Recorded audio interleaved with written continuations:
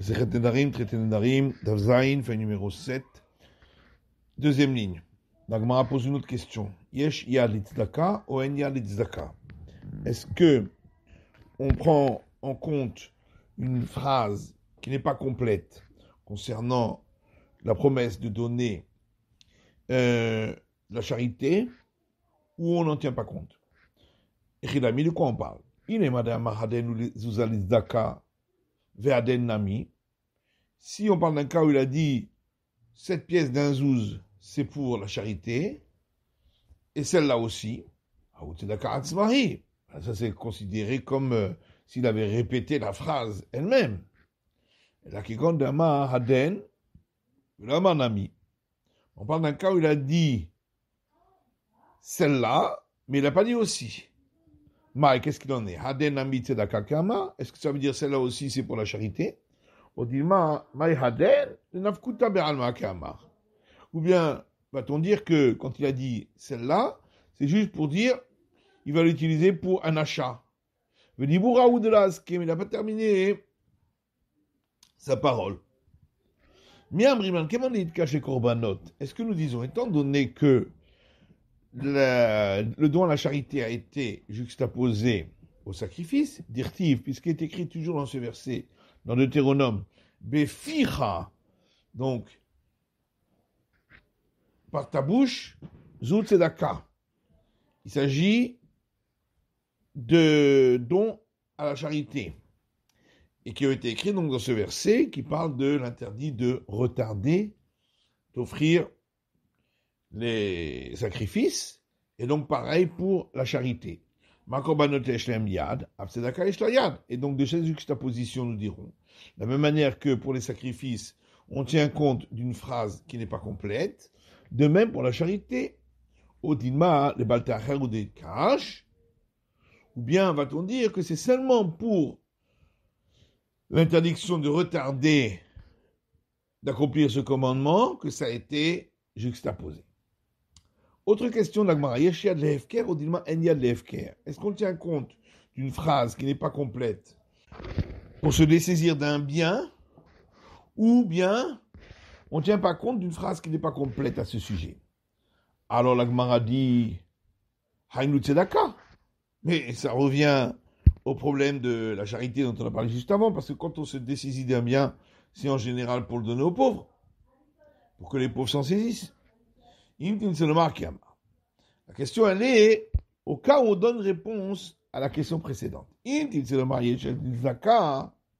Si tu réponds à la question précédente, qu'on tient compte d'une phrase non complète pour le don à la charité d'En Hekesh le Mertsa, parce que la juxtaposition ne peut pas être pour la moitié des sujets, mais c'est pour le tout.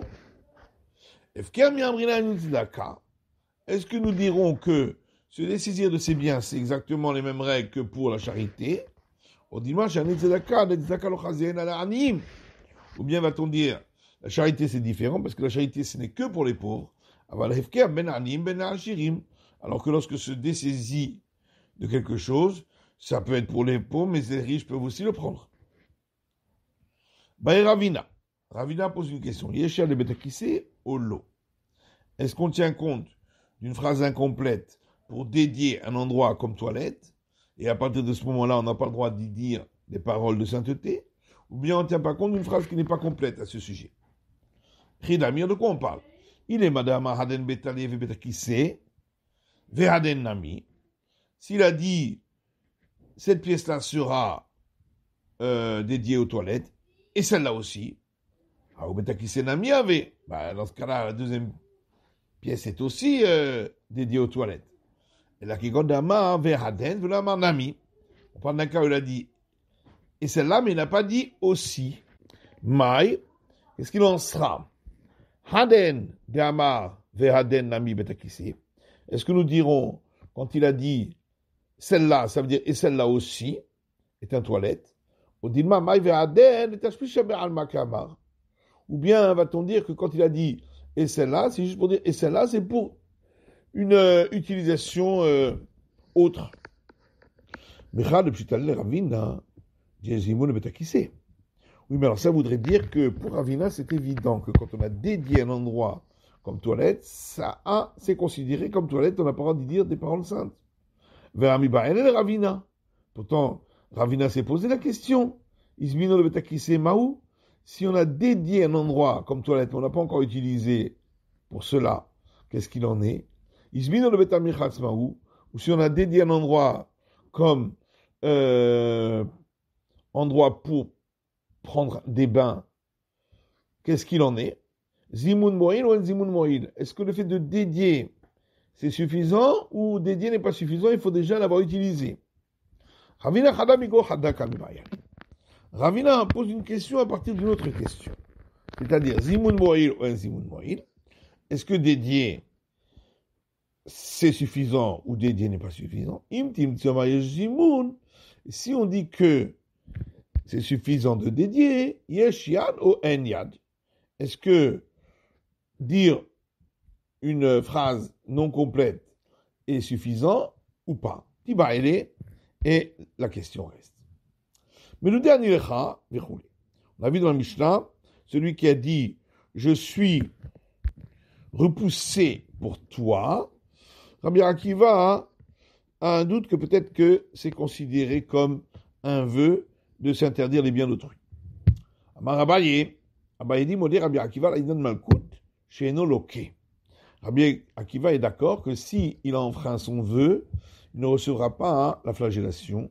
Nimkan Nitne Rabbi Akiva Mahmir. Parce que sinon il fallait dire Rabbi Akiva est sévère à ce sujet. Mais c'est écrit Rabbi Akiva a un doute si on doit être sévère. Donc comme il y a un doute, dans le doute on ne peut pas appliquer la sanction de flagellation. Amar Papa Benadine Minar, qu'on a mal appliqué de Assur. Papa dit, s'il dit je suis éloigné de toi, d'après tout le monde, ça veut dire que il s'est interdit les biens de l'autre. Mais Shamat Naminar, Kulama Shave, s'il dit je suis comme mis en excommunication de toi, d'après tout le monde, il n'a donc pas interdit les biens de l'autre. Mais mal plié. Alors, sur quoi est leur discussion? Mais nous des ani lecha. Parce qu'il dit, je suis repoussé pour toi. Rabbi Akiva savar lishna de nidouihu. Selon Rabbi Akiva, c'est une expression de repousser. Et donc, il a interdit les biens de l'autre. Alors que d'après les sages, c'est une expression d'excommunication, mais pas d'interdiction des biens. Ou paliga de Rav Chizda, et cette explication est en opposition avec celle de Rav Chizda. Yahu Gavra, d'Amar Meshamat Dabenirse de Bere de Rav Yamia Baraba. Car une fois, il y a un homme qui a dit je suis excommunié pour les biens du fils de Rav Yirmia, fils de Abba. Dans les camés de Rav Chizda, il est venu devant Rav Chizda, Amalé, l'aide de Hashtalea de Rabbi Akiva. Il lui a dit, personne ne tient compte des paroles de Rabbi Akiva, donc il n'y a pas d'interdit. Qu'est-ce que ça va? Mais Meshamat n'a plié. Donc, ça veut dire que selon Rav Chizda, la discussion entre Rabbi Akiva et les sages, elle est dans le cas où il a dit, je suis excommunié. Amarabila Amarav. Ravila dit au nom de Rav, Nedahu befanav. Si quelqu'un a excommunié un autre, alors qu'il était devant lui, En matirilo ela befanav. Il ne pourra délier son excommunication que devant lui aussi. Nedahu shelo befanav. Mais s'il a excommunié alors qu'il n'était pas devant lui, matirilo ben befanav, ben shelo befanav, on pourra délier cette excommunication, que ce soit devant lui ou pas devant lui. Amarav Chanin Amarav. Rav Chanin dit au nom de Rav. Celui qui entend un autre prononcer le nom divin en vain, il doit l'excommunier. S'il ne l'a pas excommunié, lui-même mérite l'excommunication. Car à tout endroit où on trouve qu'on prononce le nom divin en vain, Sham Aniyut Metsuya, on trouvera là-bas la pauvreté. Vers Aniyut Kemita. Et la pauvreté est considérée comme la mort. Chez les marques, qui met tout kolanashim. Comme il est dit dans l'Exode, car sont morts tous ceux qui voulaient du mal alors qu'ils étaient encore en vie, mais ils se sont appauvris. Il y a une braïta qui dit que à tout endroit où les sages ont posé leurs yeux pour punir, omita oroni. Il en découle toujours soit la mort, soit l'appauvrissement. Et donc de la même manière que celui qui a prononcé le nom divin en vain, il doit recevoir soit la mort, soit l'appauvrissement, de même pour celui qui l'entend et qui ne l'a pas excommunié.